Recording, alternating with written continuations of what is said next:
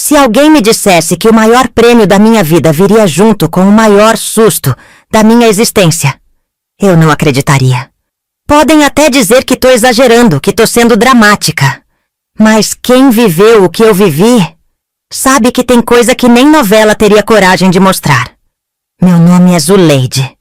Tenho 69 anos e por muito tempo fui tratada como uma presença incômoda.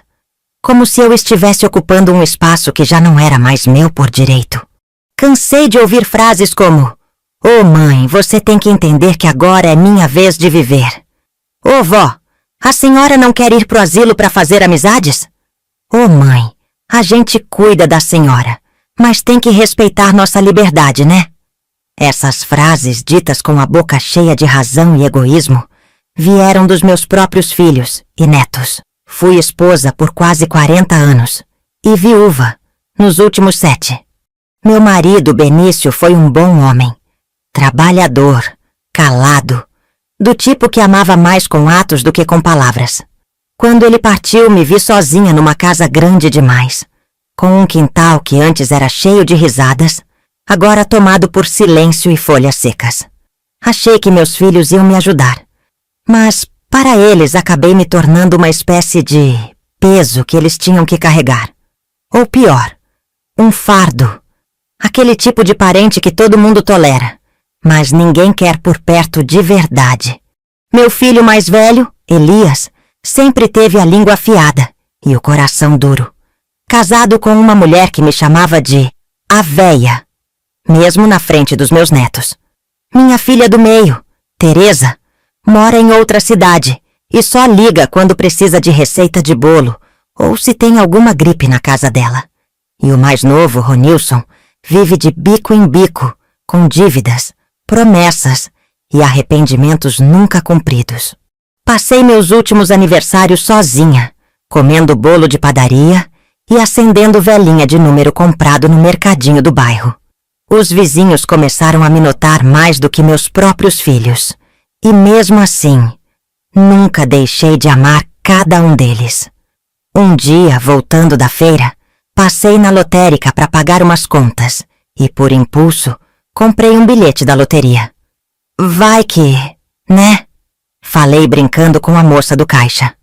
Deixei o bilhete na porta da geladeira, preso com um ímã de vaquinha. Se passaram uns dias e nem lembrei de conferir o resultado. Até que um dia estava varrendo tranquilamente à frente da minha casa, quando uma vizinha passou caminhando e começamos a jogar conversa fora. Até que ela me falou: "Dona Zuleide, a senhora viu que o prêmio saiu aqui na cidade?" "Vi não." "Que prêmio?" eu perguntei. "Um prêmio da loteria. É uma quantia bem considerável. Quem ganhou nunca mais vai precisar trabalhar na vida. É dinheiro para mais de uma geração. Só que ninguém apareceu ainda. Disseram que o bilhete foi jogado na lotérica aqui perto." Na hora, meu coração acelerou, mas não quis demonstrar. Falei para ela que estava cozinhando feijão e tinha que voltar para dentro de casa. Só para disfarçar, né? Então fui até a geladeira. Olhei o bilhete. Procurei pelos números na internet. E quando achei, quase deixei o papel da mão cair. Era eu. Eram meus números. Sentei, respirei, fiquei olhando pro nada por uns 20 minutos. Não conseguia acreditar. Depois de uma vida inteira sendo esquecida, apagada, ignorada, o destino decidiu me recompensar com uma fortuna em dinheiro. Pensei em tudo. Nas contas da farmácia, no sofá rasgado, na geladeira que fazia barulho à noite, na dor do joelho que eu ignorava há meses por medo de ir ao médico e gastar. E, pela primeira vez em muito tempo, senti que eu podia recomeçar. Mas cometi o erro de pegar o telefone e contar para Elias. "Mãe, a senhora tá brincando?" Ele disse com uma empolgação enorme. "Tô falando sério, mas não quero que ninguém saiba ainda." "Claro, claro," ele respondeu. Mas já senti ele diferente. No mesmo dia, ele me levou para jantar num restaurante. O primeiro jantar fora em anos. No dia seguinte, chegou com flores. No outro, trouxe um amigo advogado para me ajudar a lidar com o dinheiro. Mãe, tem muita gente ruim por aí. É melhor colocar essa grana no meu nome também, só por segurança, ele me falou. E foi ali que o medo começou a crescer dentro de mim. Nos dias seguintes, Elias passou a me tratar como se eu fosse uma boneca de porcelana prestes a quebrar. Mas não por carinho. Era aquela gentileza desconfortável, interesseira, que tem gosto de coisa falsa. Mãe, toma esse chá aqui que ajuda com pressão alta. Não precisa sair mais sozinha, deixa que eu resolvo para a senhora. Falei com um conhecido meu que é contador. Ele pode cuidar de tudo sem a senhora ter dor de cabeça. Eu apenas sorria. Concordava com a cabeça, mas meu coração já estava apertado. Algo me dizia que o Elias que eu conhecia tinha sumido. E no lugar dele apareceu um homem que só via cifrões. Fui até o banco. Segui todas as orientações do advogado da loteria. Mantive sigilo. Deixei o valor num fundo seguro e não autorizei ninguém a ter acesso. Fiz isso em segredo, com muito medo. Porque eu via nos olhos do meu filho algo que não via há muito tempo. Cobiça. E o pior, desprezo disfarçado de preocupação. Foi quando as coisas começaram a piorar. Elias começou a me visitar com mais frequência. Dizia que estava cuidando de mim. Mas eu sentia que ele estava me vigiando. Um dia, sem eu pedir, ele tirou as chaves da minha porta da frente e trocou por outras, dizendo que era mais seguro. Em outro momento sumiu com meu celular, dizendo que ia arrumar ele para mim.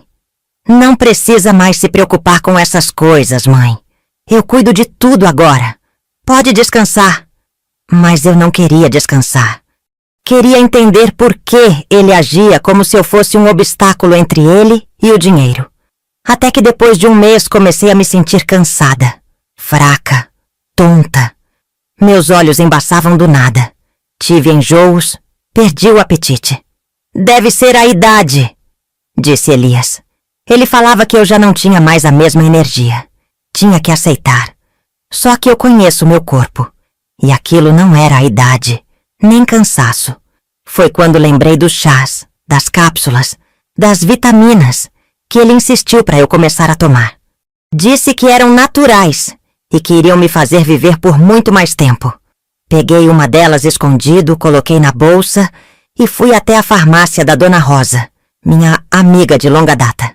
Pedi para ela dar uma olhada. Ela estranhou o rótulo. Isso aqui não é suplemento nem vitamina. É remédio controlado.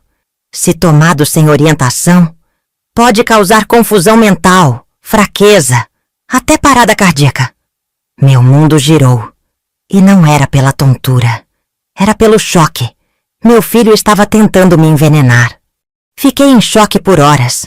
Me tranquei no quarto. Chorei baixinho, sem saber em quem confiar. Liguei para Teresa. Contei por alto. Ela disse que eu estava exagerando, que era loucura da minha cabeça. Liguei para Ronilson, que só respondeu com um áudio de 7 segundos dizendo: Mãe, tô ocupado agora. Depois a gente conversa. Eu estava sozinha, mas não estava vencida. No dia seguinte fui à delegacia, acompanhada da minha vizinha, Dona Marta. Levei o comprimido, expliquei a situação, pedi ajuda. O policial que me atendeu olhou com desdém. Ah, senhora, às vezes é só uma confusão. Isso é caso de família, a gente não se mete muito não. Fui embora humilhada, mas algo em mim acendeu. Se ninguém me defenderia, eu mesma ia me defender. Naquela noite, mal dormi. A cabeça latejava com uma pergunta que nenhuma mãe deveria precisar fazer. Será que meu filho seria mesmo capaz de me matar? Não era novela. Não era exagero. Era meu corpo gritando que algo estava errado. E minha intuição, que sempre foi certeira, agora me berrava. Mas eu não podia agir no impulso. Se confrontasse Elias de cara, ele podia negar, apagar provas, ou até acelerar o plano. Foi então que na manhã seguinte liguei para um médico antigo da família, o Dr. Paulo Henrique, que tinha atendido meu falecido marido anos atrás. Era homem de confiança, discreto, do tipo que olha nos olhos. Disse que precisava de um check-up geral, que estava tendo enjoos, tontura, confusão e fraqueza. Vem amanhã, Dona Zuleide, e traga os remédios que anda tomando, ele me falou.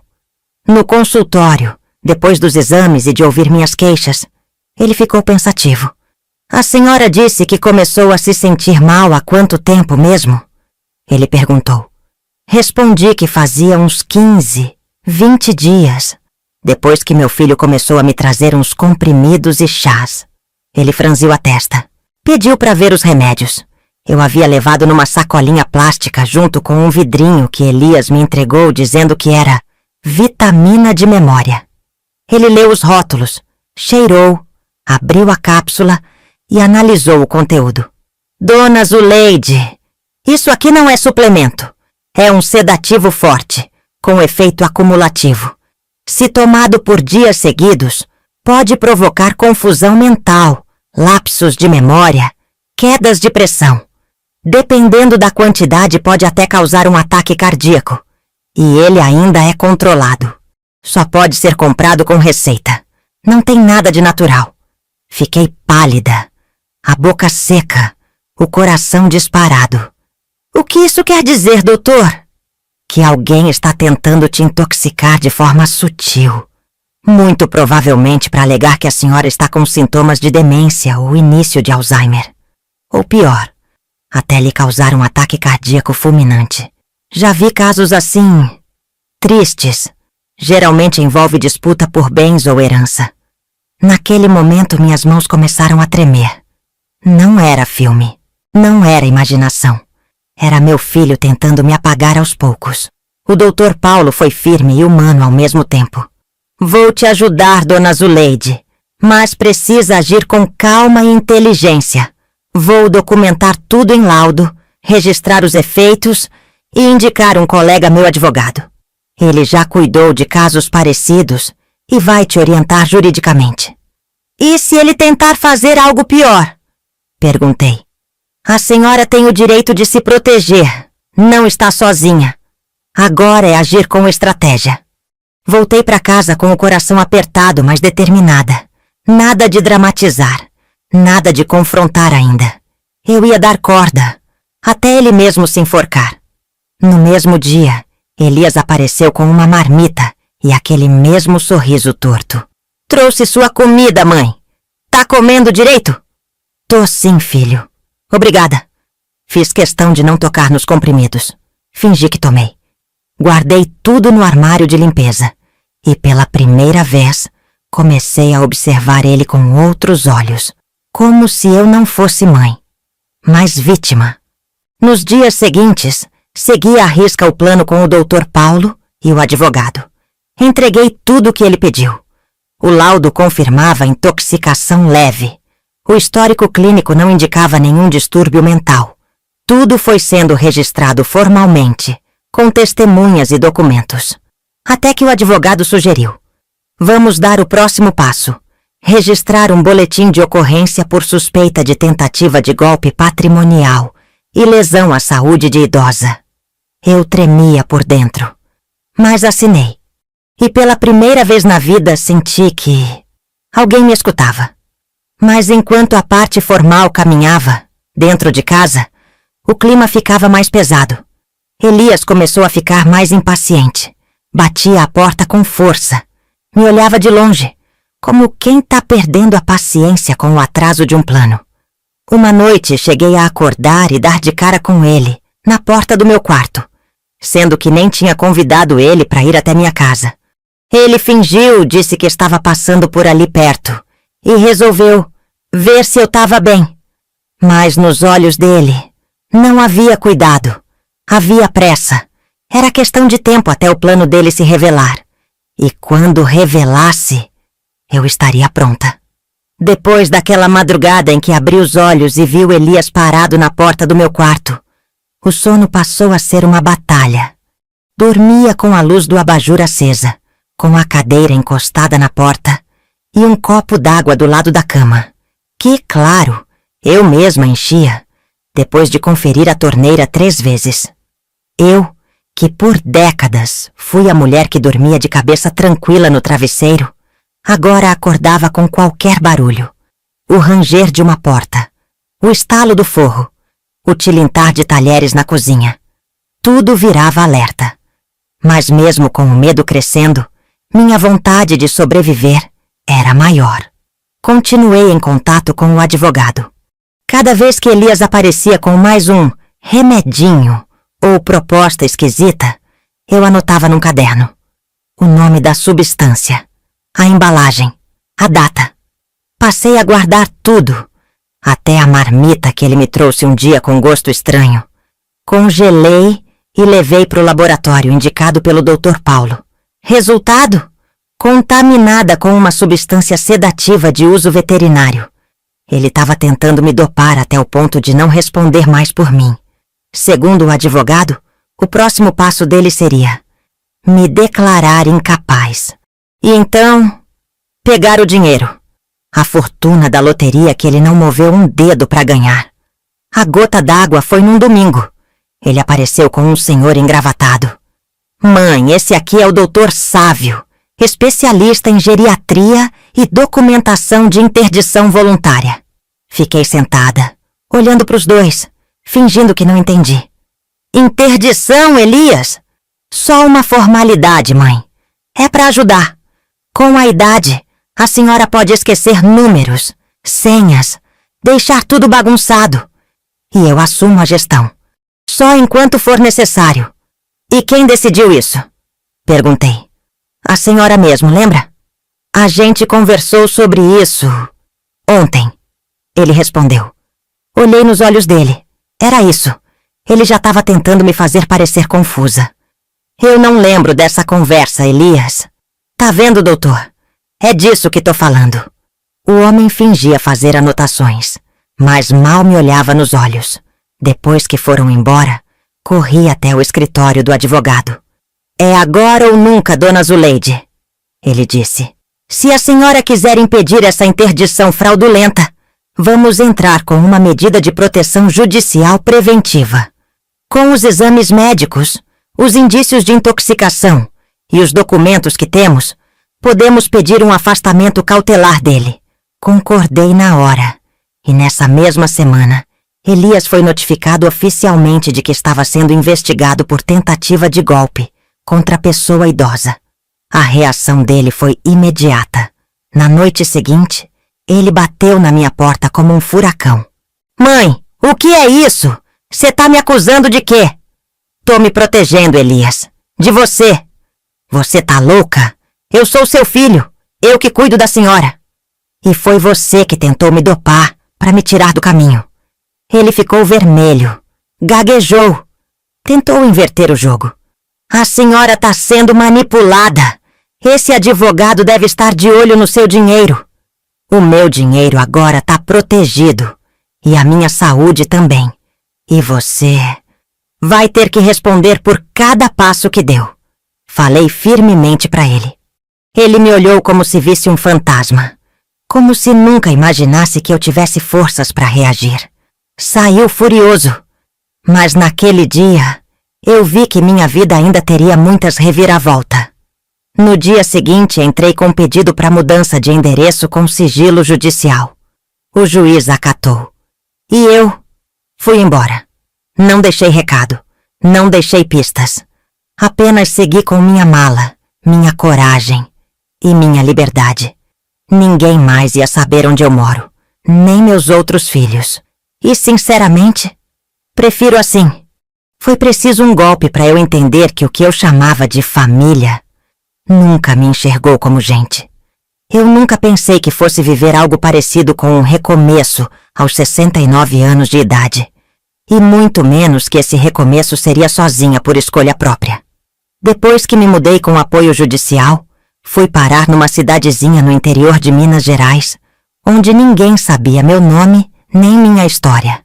Adquiri uma casinha simples, mas charmosa, com varanda, quintal e um pé de jabuticaba no fundo. Nos primeiros dias, estranhei o silêncio. Não tinha barulho de televisão, nem de vizinho falando alto. Mas também não tinha cobrança, Não tinha chantagem emocional. Não tinha ninguém querendo enfiar comprimido goela abaixo. Era só eu e minha paz. E foi aí que percebi. A solidão nem sempre é castigo. Às vezes, é refúgio. Tive muito tempo para pensar. Nos anos que perdi tentando agradar quem nunca me escutou. Nos aniversários passados sozinha. Na forma como aceitei ser tratada por medo de ser esquecida. Mas hoje, eu entendi que pior do que ser esquecida é ser lembrada só quando convém. E por isso, decidi viver no meu tempo, do meu jeito. Não comprei mansão, não viajei para Paris, não virei rica espalhafatosa. Apenas me dei o direito de ser dona da minha própria vida. Com o dinheiro da loteria bem aplicado, passei a viver com conforto, mas sem ostentação. Troquei de dentadura, comprei roupas novas, fiz um tratamento para os joelhos. E todos os meses, separei uma parte do valor para algo que se tornou meu maior prazer. Ajudar gente boa em silêncio. Nada de criar ONG, nada de aparecer no jornal. Eu ajudava como dava, quando sentia no coração. Um exemplo? A moça do mercado que cuidava do pai com Alzheimer e vivia dizendo que sonhava em fazer faculdade de enfermagem. Um dia deixei um envelope na mochila dela, com o primeiro semestre pago e uma cartinha escrita à mão. Para você cuidar dos outros, como ninguém nunca cuidou de mim. Outra vez me contaram a história de uma mulher que foi expulsa de casa pelo marido bêbado, com 2 filhos pequenos no colo. Fiquei de coração partido. Mas no dia seguinte, fui até a dona da pousada da cidade e paguei 3 meses de estadia para essa moça. E ainda deixei sacola com mantimentos. Nem precisei dizer meu nome. Só pedi. Se ela perguntar quem ajudou, diga que foi uma senhora que um dia teve medo de não ter para onde ir. Essas pequenas ações foram me curando mais do que qualquer terapia.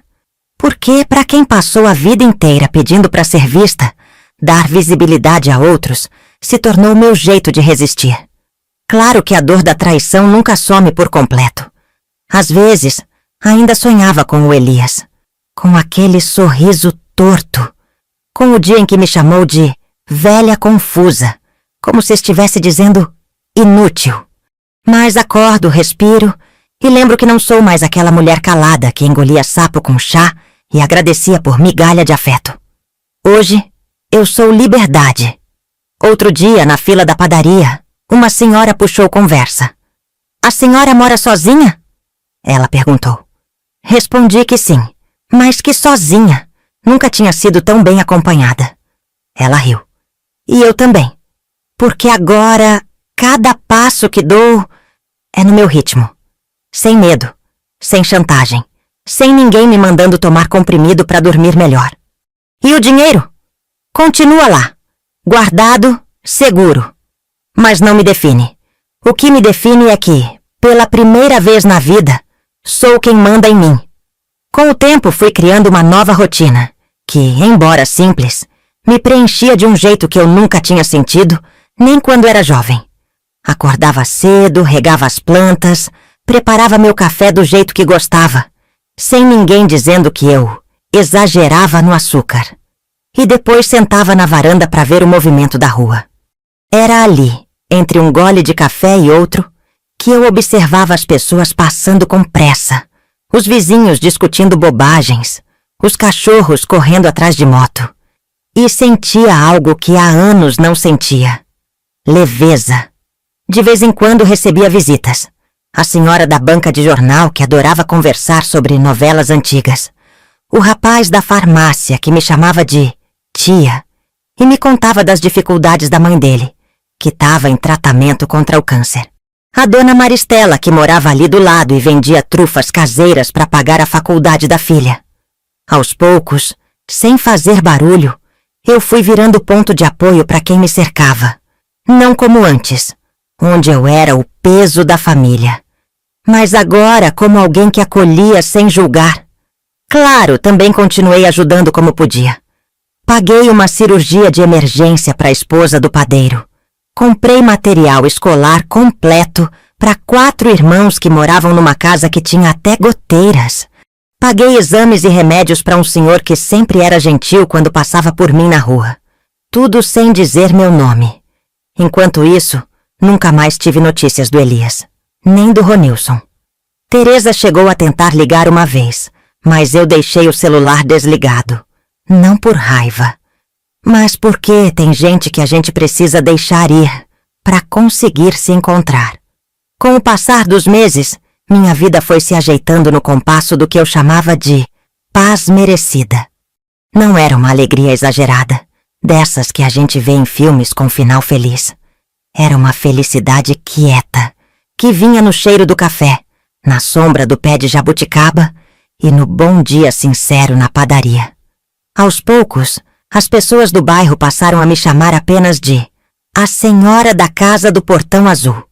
Eu era só mais uma vizinha discreta, gentil, que às vezes fazia bolinho de chuva para dividir com as crianças e que nunca perguntava demais sobre a vida dos outros. E isso, para mim, era um paraíso. Mas a vida, mesmo quando boa, gosta de pregar peças. Foi num sábado de manhã que conheci o Renato, um senhor de fala mansa, uns 5 anos mais velho que eu, viúvo, que morava 2 ruas acima e que vivia brigando com o moço do açougue por causa do preço da carne de segunda. Nos esbarramos na feira. Ele me ajudou a pegar uma cebola que caiu da sacola. Trocamos um obrigada, um imagina, e fomos conversando até o fim da barraca. A senhora é nova por aqui? Ele perguntou. Sim, tô me adaptando, respondi. Isso é bom. Adaptar é melhor que aceitar. Aquela frase ficou na minha cabeça. Começamos a nos ver mais. Um aceno no portão. Um café no fim da tarde. Uma ida à missa. Uma conversa sobre rádio AM e bolachas que não existem mais. Renato não perguntava muito sobre meu passado. E eu também não perguntava sobre o dele. E foi justamente isso que tornou tudo mais leve. A gente se encontrava no presente, sem precisar explicar o que veio antes. Um dia ele apareceu com uma muda de alecrim. Pra a senhora plantar no quintal, dizem que espanta tristeza. Já tenho um pé de coragem, agora um de alecrim vai combinar bem. Ele riu, e pela primeira vez tocou minha mão. Foi um toque leve, gentil, mas que acendeu algo que eu achava esquecido. Não me apaixonei como nas novelas, mas reencontrei algo mais raro. Cumplicidade. Um silêncio que não pesa. Uma companhia que não cobra. Uma conversa que não invade. E isso, para quem foi invadida por quase uma vida inteira, é ouro. Continuei com minha rotina de ajudar sem alarde. Descobri que o filho do Renato passava por dificuldades e tinha 2 crianças pequenas para criar. Num gesto silencioso, paguei 1 ano da escolinha das crianças. Ele nunca soube que fui eu. Também comprei um forno novo para Dona Eliana, que fazia pão de queijo para vender e sustentar a irmã doente. Nunca deixei bilhete, nunca assinei nada. Só fazia. E pronto. Porque entendi que não é preciso barulho para mudar o mundo de alguém. Um dia Renato me olhou fundo nos olhos e disse: Zuleide, a senhora é a mulher mais forte que eu já conheci. E eu nem sei o que a senhora viveu. Mas sinto que tudo o que faz vem de um lugar que sangrou muito.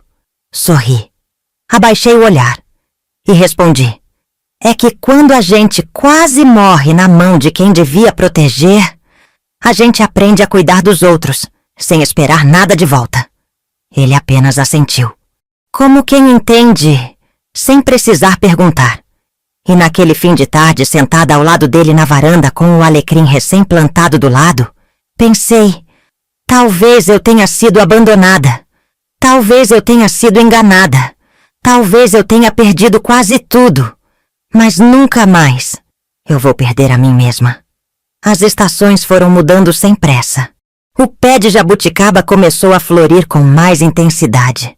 As crianças do bairro passaram a me chamar de Tia Zuleide, e Renato já chegava em casa sem precisar bater palma.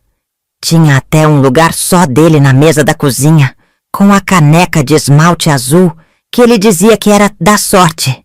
Nos tornamos dois sobreviventes que se amparavam sem precisar explicar o passado. Mas, mesmo com o coração mais leve, eu sabia que certas feridas não desaparecem. Estava numa manhã tranquila, cortando banana para colocar no mingau, quando o telefone tocou. Quase não usava mais aquele número. Só a minha advogada, doutora Cíntia, ainda ligava por ele. Atendi com o pano de prato no ombro, achando que seria algo sobre a papelada da aposentadoria ou a atualização da conta. Mas a voz dela veio com um tom mais sério do que o habitual. Dona Zuleide, bom dia. Tenho uma notícia que talvez a senhora precise saber, mesmo que eu saiba que vai mexer com a senhora. Pode falar, minha filha. Já vivi tanto que não tremo mais por pouca coisa. É sobre o seu filho, o Elias. Meu coração deu aquela fisgada no peito, como se os músculos se preparassem para uma pancada velha conhecida. O que tem ele? Ele foi preso ontem à noite. A investigação era sigilosa, mas agora está pública. Ele foi pego num esquema de falsificação de receitas e venda ilegal de remédios controlados. Por um segundo, a cozinha pareceu girar. O cheiro do mingau desapareceu. O barulho dos passarinhos sumiu. A senhora tá me dizendo que ele estava fazendo com outras pessoas o que tentou fazer comigo? Exatamente.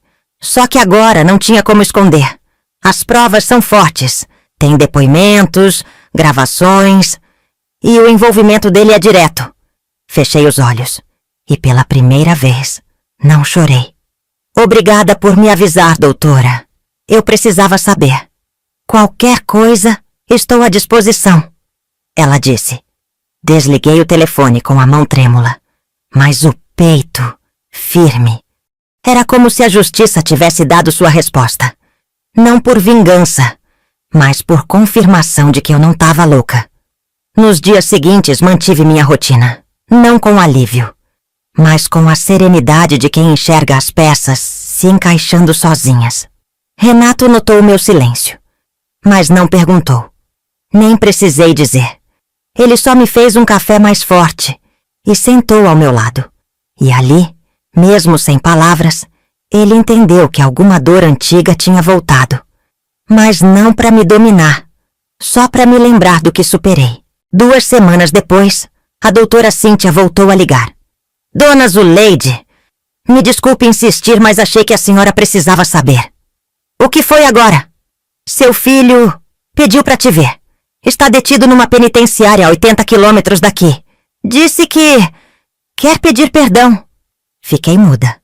Foi como se o tempo tivesse parado dentro do telefone. Ele tá bem? Perguntei. Ela respondeu que estava em uma cela comum e que aparentemente vinha passando por um processo de forte desgaste emocional. Segundo o advogado dele, ele estava chorando bastante e repetindo que a única coisa que queria era me olhar nos olhos e se desculpar. Suspirei fundo e disse, eu vou pensar. Naquela noite sentei na beira da cama, olhei para o teto e pela primeira vez em muito tempo voltei a me perguntar, será que existe perdão para quem tentou nos apagar? Será que vale a pena ouvir desculpas quando já se aprendeu a viver sem elas? Não encontrei a resposta naquela hora, mas sabia que ela viria. E quando viesse, seria minha e de mais ninguém. Nos dias que seguiram a ligação da doutora Cíntia, eu não pensava em outra coisa. O Elias preso, chorando, querendo me ver, pedindo perdão. Era como se tudo aquilo que eu enterrei com tanto esforço estivesse querendo cavar seu próprio caminho de volta à tona.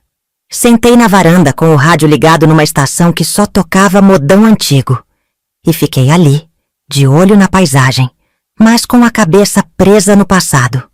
Lembrei do Elias menino. Da vez que ele quebrou o vaso da sala e chorou com medo de apanhar. Da primeira vez que saiu de casa para trabalhar. Do orgulho que senti quando ele me chamou de minha rainha no dia do seu casamento. Tudo isso antes da ganância fazer dele um estranho. Renato percebeu que eu andava calada demais. A senhora tá com o coração apertado, né? Ele me perguntou. Assenti com a cabeça. Senti que precisava desabafar com alguém e senti que ele não iria me julgar. Então contei toda a história, desde o início. Falei que o Elias tinha pedido perdão, que estava preso. Renato ficou em silêncio por alguns segundos, tentando processar e entender tudo, e depois respondeu com sabedoria que só o tempo ensina. O perdão, Zuleide, às vezes não é para quem errou, é para quem foi vítima. Respirei fundo. Aquela frase me tocou. Mas ainda assim, ver Elias seria como abrir uma porta que levei anos para fechar. 3 dias depois, entrei em contato com a advogada.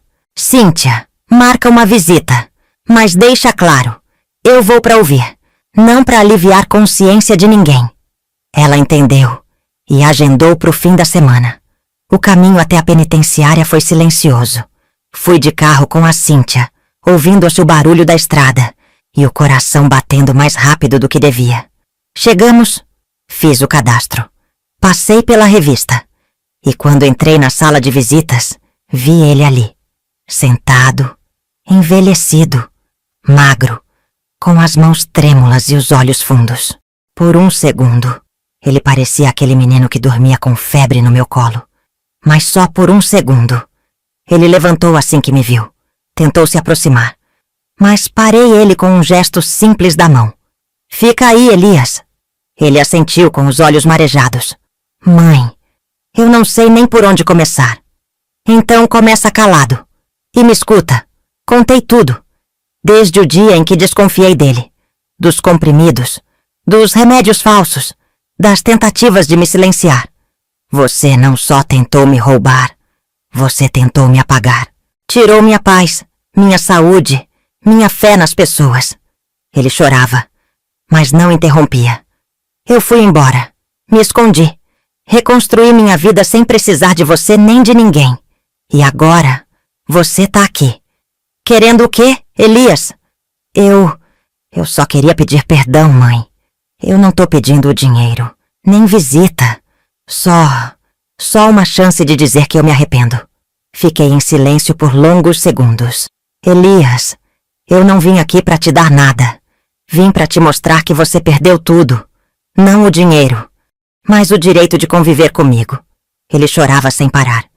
Eu não desejo mal para você, mas o bem que eu carrego, eu reservo para quem nunca tentou me matar. Me levantei e antes de sair, deixei uma única frase. Quem sabe um dia você se perdoe, mas o meu perdão não tá à venda, e nem em promoção. Naquele dia voltei para casa com uma paz que eu nem sabia que precisava. Não por vingança, mas porque, enfim, eu havia encerrado um ciclo. A viagem de volta foi diferente da ida. Na ida levei dúvidas, lembranças e um coração pesado. Na volta trouxe só o silêncio.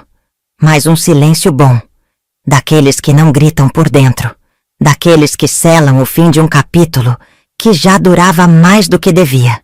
Cíntia me deixou em casa no fim da tarde. A senhora quer que eu fique um pouco? Ela perguntou. Não, minha filha. Hoje eu quero ficar comigo mesma. Ela sorriu, respeitosa, e se despediu. Entrei, tirei os sapatos, fiz um chá de camomila. E sentei na varanda como tantas outras vezes, mas dessa vez com a alma limpa. Elias ficou para trás. Não só geograficamente, ficou para trás dentro de mim. Entendi que não precisava mais provar nada a ninguém. Que o perdão que eu precisava vinha da Zuleide de ontem para a Zuleide de hoje. A mulher que engoliu comprimido acreditando que era cuidado. A que foi chamada de confusa, de peso, de velha ultrapassada. Agora era uma senhora inteira, cheia de paz, cheia de propósito e, acima de tudo, cheia de si. Renato chegou no portão com um pacotinho embrulhado num pano de prato. Trouxe biscoitinho de polvilho. A senhora gosta? Gosto, sim. Principalmente quando vem com esse sorriso. Sentou-se ao meu lado, sem perguntar nada, como sempre. Mas naquela noite, senti que queria falar. Eu fui visitar o Elias. Ele me olhou, surpreso. E nada. Falei tudo o que precisava dizer. Ele ouviu, chorou, mas o perdão ficou comigo. Renato assentiu e respondeu com a simplicidade de quem carrega sabedoria nas rugas. Às vezes a gente precisa olhar para trás só para entender o quanto andou. Nos dias que seguiram, voltei à minha rotina. Bordei panos de prato com frases que me vinham na cabeça. Comecei a vender alguns na feira. Não pelo dinheiro, mas para sentir o gostinho de ver alguém sorrir com algo que saiu das minhas mãos. Seja inteira, mesmo que em pedaços. Não fui feita para caber onde me apertam. Cuidar de si não é egoísmo, é sobrevivência. As frases viraram sucesso. Muita gente começou a perguntar quem era a tal Zê Santos, que assinava os bordados. Mas eu mantinha o mistério. Porque não era sobre fama, era sobre propósito. Com parte do dinheiro da loteria, investi discretamente em pequenos comércios locais. Ajudei a moça do salão a ampliar o espaço. Paguei os cursos profissionalizantes de 2 irmãos que queriam abrir uma oficina. Comprei os uniformes do time de futebol infantil da vila. Tudo isso sem nunca aparecer. E quanto mais eu ajudava, mais eu me sentia inteira. Num domingo fui convidada para um almoço coletivo na praça. Era uma ação de agradecimento organizada pelos moradores, por uma senhora misteriosa que, segundo eles, tinha mudado a vida de muita gente. Assisti tudo de longe. Sentei num banco com meu chapéu de palha e meu vestido florido. E vi a felicidade espalhada ali, sem que ninguém soubesse que a fonte estava sentada ali no cantinho. E sorri, porque é exatamente assim que eu escolhi viver, sendo raiz, mesmo sem precisar mostrar a flor. Depois daquele almoço na praça, fiquei com o coração leve como há décadas não sentia. Não era felicidade escancarada, dessas de gargalhar alto. Era aquela alegria mansa que caminha de mãos dadas com a gratidão. E era isso que eu tinha me tornado. Uma mulher grata. Não pelos erros, mas pelo caminho que escolhi depois deles. Renato veio me visitar com uma sacola de mexericas e o mesmo jeito calmo de sempre. O pessoal do bairro agora vive querendo saber quem é a tal senhora misteriosa, hein? Eu? Imagina, sou só a senhora da casa do Portão Azul. Ele riu e disse: uma senhora de quase 70 anos que tem mais força que muito político por aí. Força não, Renato. Só cicatriz. E cicatriz bem cuidada vira armadura. Os dias seguiam tranquilos. Meus bordados começaram a chegar em outras cidades. Gente simples mandava recado pelos feirantes. Diz pra Dona Zê Santos que a frase dela me deu coragem para sair de casa. Parece que ela escreveu só pra mim. E isso pra mim valia mais do que a fortuna que eu ganhei naquele bilhete esquecido na geladeira. Porque ali eu vi que minha dor não foi em vão. E que, mesmo sem contar minha história, eu estava ajudando outras mulheres a escreverem as delas. Num final de tarde, recebi uma carta da penitenciária. Era do advogado do Elias. Dizia que ele seguia preso cumprindo pena e que nos últimos meses passou a frequentar os encontros religiosos internos e participar de oficinas de escrita. Anexado à carta, um papel dobrado, um texto, escrito à mão, em letra tremida. Comecei a ler. Se a senhora estiver lendo isso, saiba que continuo arrependido, não de estar preso, mas de ter me tornado um homem que mereceu isso. Eu sei que a senhora não me perdoou, e não peço que perdoe, mas queria que soubesse que tô tentando mudar, não por reconhecimento, mas porque a vergonha que carrego é minha, e preciso aprender a viver com ela. Elias li com calma. Dobrei o papel e guardei na gaveta onde ficam os retalhos dos panos que não usei. Não chorei, mas também não sorri, porque às vezes o que a gente sente não tem nome. No dia seguinte fiz um bordado diferente, sem florzinha, sem laço, só uma frase grande, em letras vermelhas. A mulher que sobreviveu. Foi o mais simples que já fiz, mas também o mais verdadeiro. Passei a andar com menos medo. Voltei a frequentar o clube da terceira idade, a cantar nas festinhas da igreja, a caminhar com mais firmeza, porque cada passo agora era meu. Não emprestado, não monitorado, não concedido, era conquistado. E se me perguntassem hoje, Dona Zuleide, a senhora se arrepende de ter contado pro Elias que ganhou na loteria? Minha resposta seria simples. Me arrependo de ter acreditado que laço de sangue protege. Mas não me arrependo de ter descoberto quem é quem. Antes de morrer. Os dias foram passando, e cada vez mais, a vida foi se tornando mais minha. Sem ruídos do passado, sem chantagens emocionais, sem olhares que julgavam minha existência como peso. Era impressionante como o silêncio da minha casa gritava liberdade. Mas apesar de todo esse equilíbrio conquistado, havia uma coisinha ali no fundo, como um nó que não desatava. Uma lembrança insistente. Não era dor, era uma pendência da alma. A carta do Elias continuava na gaveta. E toda vez que eu a abria para pegar linha ou retalho, ela estava lá, dobradinha. Como quem espera uma resposta, mesmo sabendo que talvez nunca venha. Até que, numa tarde nublada, chuvinha fina batendo no telhado, o cheiro do alecrim vindo do quintal, eu sentei à mesa com meu caderno e comecei a escrever. Sem roteiro, sem intenção, só deixei sair. Escrevi tudo, minha dor, minha decepção, minha revolta, minha libertação.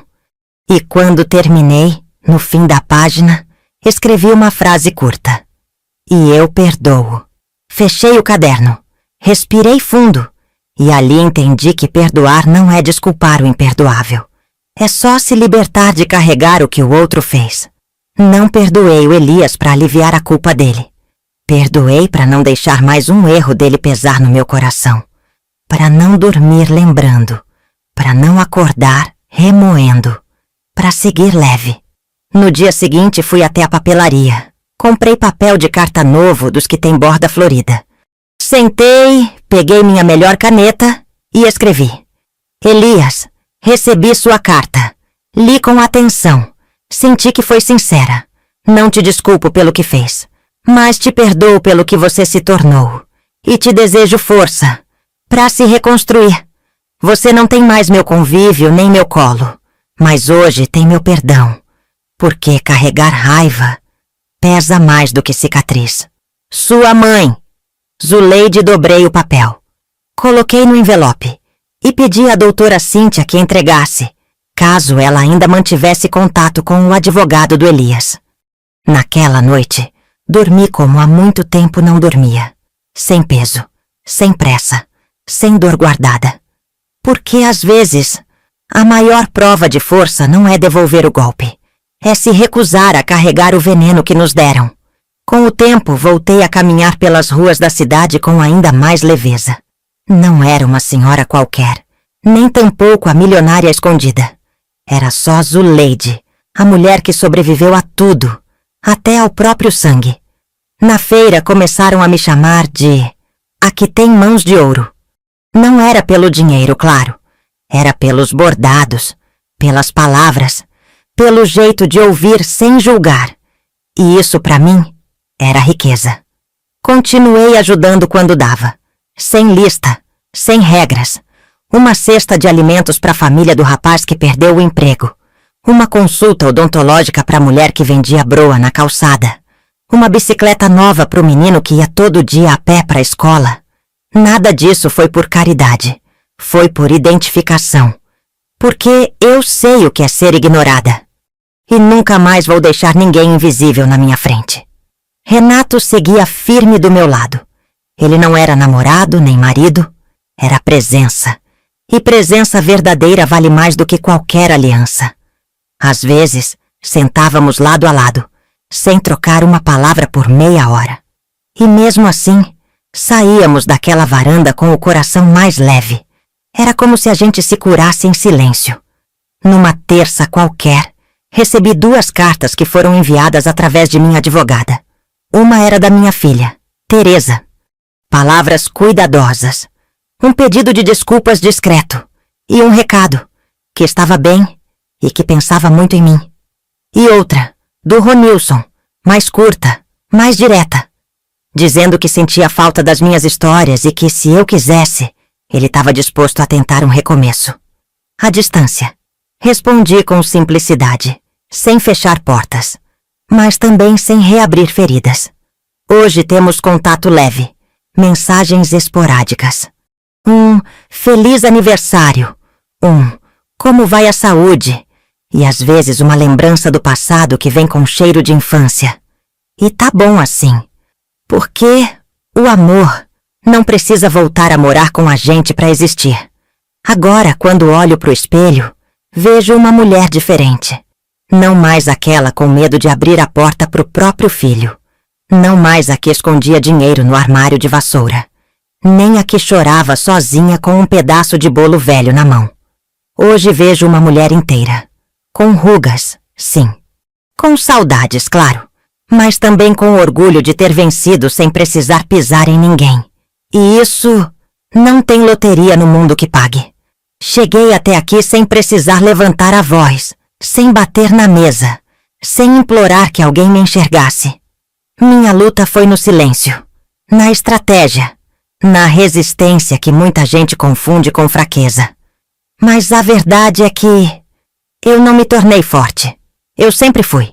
Só demoraram para notar. Ganhar na loteria foi sim um ponto de virada. Mas não foi o dinheiro que me salvou. O que me salvou foi a escolha de não virar igual a quem me machucou. Eu podia ter alimentado o ódio, podia ter sumido do mundo e deixado todo mundo morrer de dúvida. Podia ter lavado as mãos, como muitos fizeram comigo. Mas escolhi o oposto. Fui fiel a mim mesma. Plantei gentileza, mesmo quando só colhi desprezo. Devolvi empatia, mesmo tendo sido ignorada. Ofereci perdão, mesmo para quem me deu veneno. Não por fraqueza, mas por liberdade. Hoje vivo sem segredos. Todo mundo aqui me conhece. A Zuleide dos bordados, do portão azul, da frase curta e olhar profundo. Não sabem do prêmio, nem do passado. E tá tudo bem, porque eu não sou o que vivi. Sou o que eu escolhi fazer com o que me fizeram. Algumas noites ainda sonho com meus filhos pequenos, com o Elias rindo, correndo atrás do irmão, tropeçando nas sandálias, me abraçando por trás da perna. É uma memória boa, mas que aprendi a deixar onde ela pertence. No passado. A dor já não machuca mais. Só me lembra do que superei. E a culpa? Essa eu devolvi para quem é de direito. Se alguém ouvir essa história achando que é sobre sorte, engana-se. Essa história não é sobre um bilhete premiado. É sobre o que a gente faz quando a vida vira de cabeça para baixo.